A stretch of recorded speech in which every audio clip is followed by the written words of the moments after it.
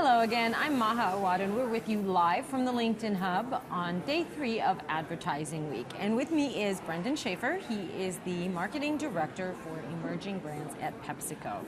Brenden, I know that by emerging brands, we're talking about not some of the bigger, more known drinks, but some of the smaller, less known drinks. So we were chatting a little bit about what it means to try and advertise for those drinks or get people to drink them. And you said something cool, which is facilitate discovery of small brands. So tell me a little bit more about what that means. Yeah, so in essence, if you look at the people that we're trying to market to, they fundamentally don't want to be marketed to. So it creates a little bit of a conundrum for us. And the way that we've been thinking about this for the past few years is our job as marketers is to facilitate discovery. When we talk to people who are avid fans of our products, typically what happens is they've discovered them organically, which means either they're walking down the grocery aisle, they see a cool brand like Naked, the name catches their attention, they turn over the bottle, it kind of goes from there, or a friend will recommend it. As you start thinking about getting outside of that organic core, then the question comes up of, all right, if I want to create that same sort of love, that same sort of advocacy for the brand, how do I go about introducing it to somebody in a way that's not particularly intrusive? So what we've been experimenting with really over the past 5 years is a different suite of tools which allows us to do that. A lot of the way that we market as a result is different than the way you would market a brand Pepsi, a Mountain Dew, something where you might put a billboard in Times Square, for example. That's not something that we would typically do, that we would ever do. No, we would ever do. I love the certainty with which you say that, unless Naked Juice just becomes the next Pepsi, right? Which I know you'd hope for, because then it wouldn't be an emerging brand anymore.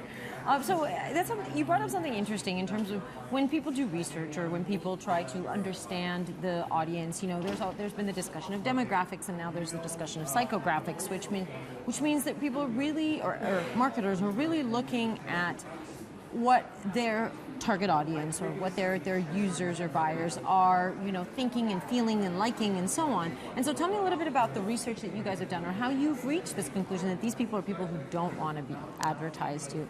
So you're making things that people don't want to. I mean, they want them, but they don't want you to tell them that they want them. Yeah. So we have actually a few different consumers that we market, because we've got the Naked Juice brand, we've got the Izzy brand, and the One brand.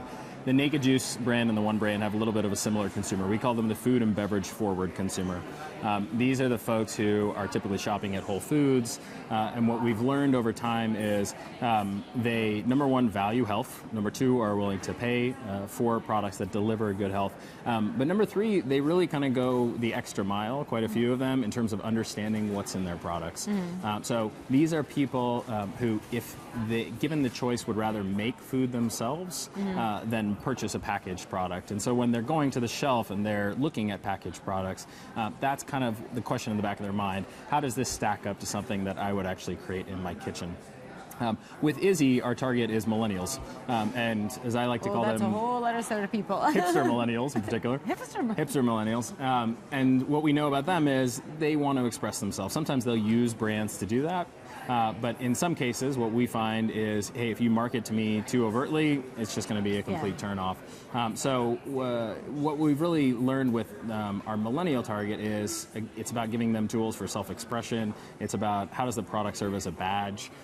It's about what is it that we can do basically to make them look good. Well, I mean, you touched on a really important point, and I've been talking to several marketers about, the whole idea of balancing giving a user a personal experience, especially with, mobile, which is such a personal device, and balancing that with not being too intrusive and not turning off your user, because once you've lost them, your brand. So how do you guys kind of think of that, and how do you balance it in terms of what you do to keep yourself relevant to your target buyers? Yeah, so if we take the example of Izzy, what we've really been focusing on recently is the fact that, going back to the psychographics for a second, these millennials that we're talking to love DIY. They love hosting dinner parties. They're kind of small party geeks. So the question for us then was, all right, if we want to be a part of that process, how can we help them to become more effective hosts? So what we've come out with is a whole slew of cool, entertaining tips, tricks. We came up with these amazing drinks in tandem with some mixologists. The Izzy Lavenderita, where you're actually getting lavender in there. Incredible ways to make your tablescape. Where's the person doing this? And that's a good example of providing something that's kind of, I'll call it, providing some utility to our consumer. On the Naked Juice side, the personalization really comes down to the fact that a lot of what we do is grassroots. So we're in 15 cities year-round. We've got our own fleet of trucks. They run on biodiesel. We're just handing out samples. And it gives you a chance to explain the story, to not just talk about the product and all the good things we're doing with the product, but the fact that there's also a sustainability part to the brand. All of our bottles are made from other bottles, et cetera.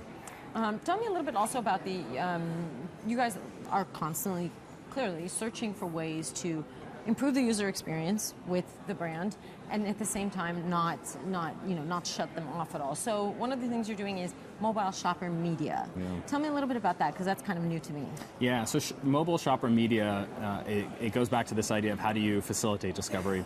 And what we saw was a lot of people in our target demographic were starting to use different apps that would allow them actually to get money off when they're going shopping. So in the simplest example, there's one called Ibotta. I can go onto Ibotta, I can say I'm going to Whole Foods. What are the offers that are available at Whole Foods?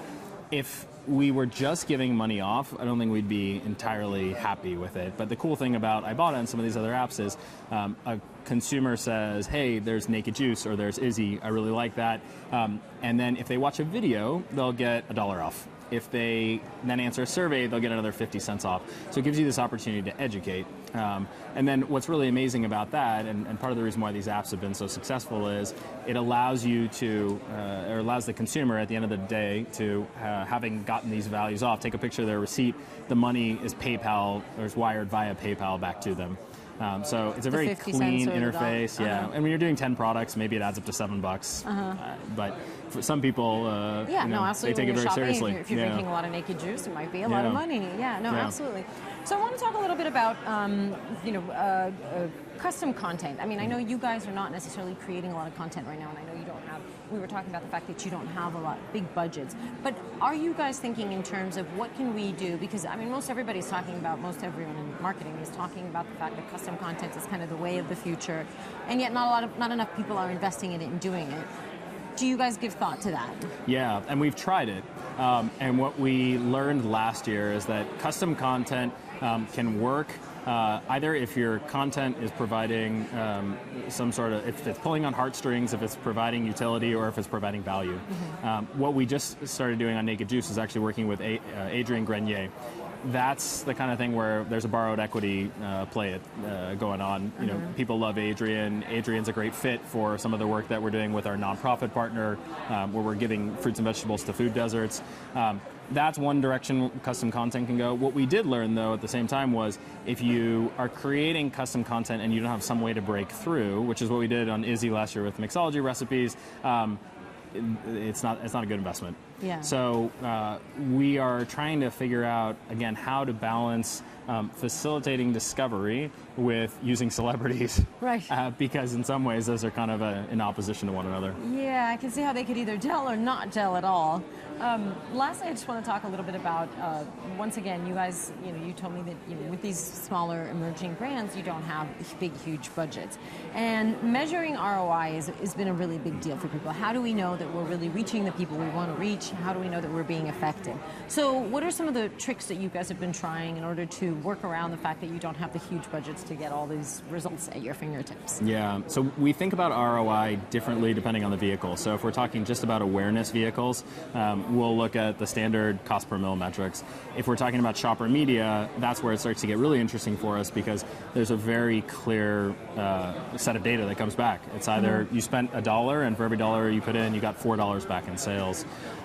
So we're balancing the need for awareness and some of these things where the best you're really going to be able to do in the end is say, how much did it cost me to get something in front of people versus the ones that are actually leading to sales. And then what we're starting to look at is, depending on the brand, depending on what it is that we're trying to do that year, where do we want to put our chips? Well, wonderful. Thank you so much, Brenden. Enjoy the rest of Advertising Week. Thanks. A lot of really interesting stuff being talked about here. So thanks so much. Thanks for having me. Thanks.